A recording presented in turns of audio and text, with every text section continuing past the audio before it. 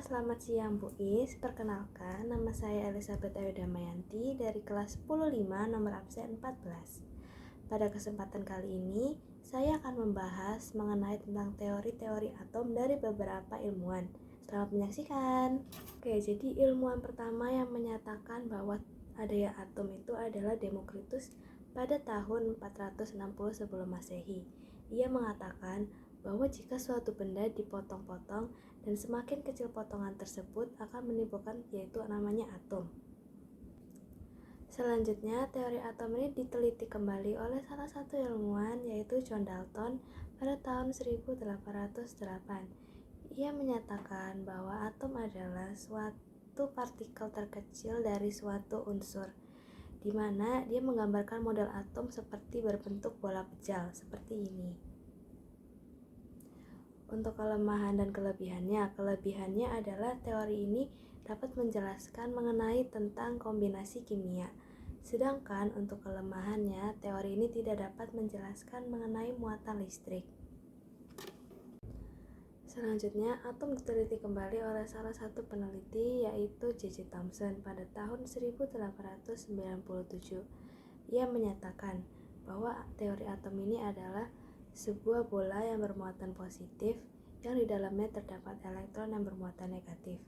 Ia menggambarkan model atomnya adalah seperti teori roti kismis seperti ini.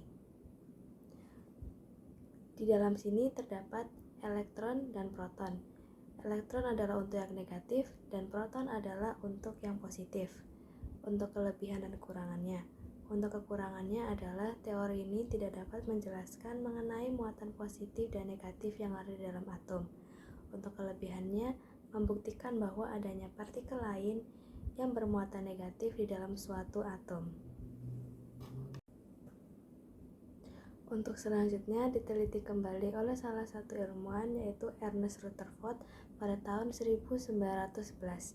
Ia menyatakan bahwa teori atom adalah atom terdiri dari inti atom yang bermuatan positif dan juga netral dan dikelilingi oleh orbit yang bermuatan negatif.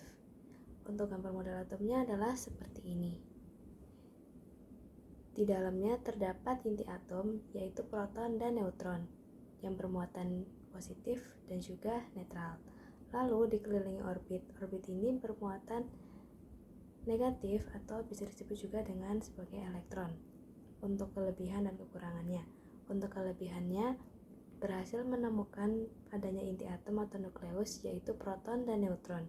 Untuk kekurangannya tidak dapat menjelaskan mengapa elektron tidak jatuh ke dalam inti atom.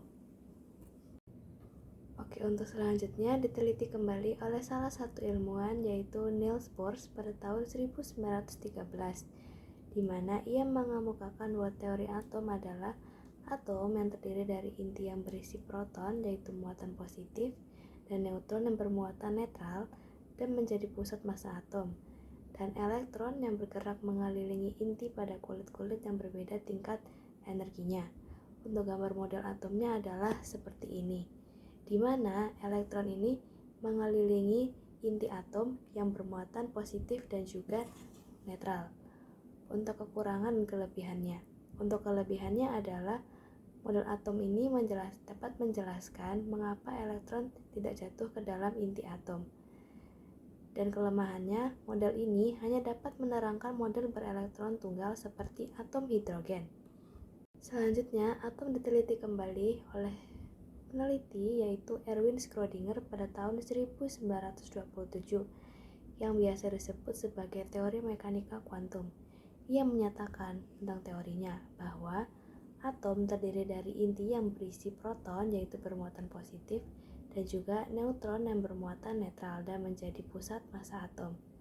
Lalu elektron yang bergerak mengelilingi inti pada atom. Untuk gambar model atomnya adalah seperti ini, di mana yang orbital ini mengelilingi yaitu bermuatan negatif yaitu elektron. Lalu di dalamnya terdapat muatan yaitu positif dan juga netral yaitu proton dan neutron. Untuk kelebihan dan kekurangan dari teori mekanika kuantum adalah kelebihannya adalah dapat menjelaskan mengenai posisi peluang ditemukannya sebuah elektron. Selanjutnya, untuk kelemahannya adalah persamaan pada teori atom modern hanya bisa diterapkan pada partikel yang memiliki jumlah elektron tunggal. Sekian pembahasan tentang teori atom pada kali ini. Terima kasih sudah mendengarkan.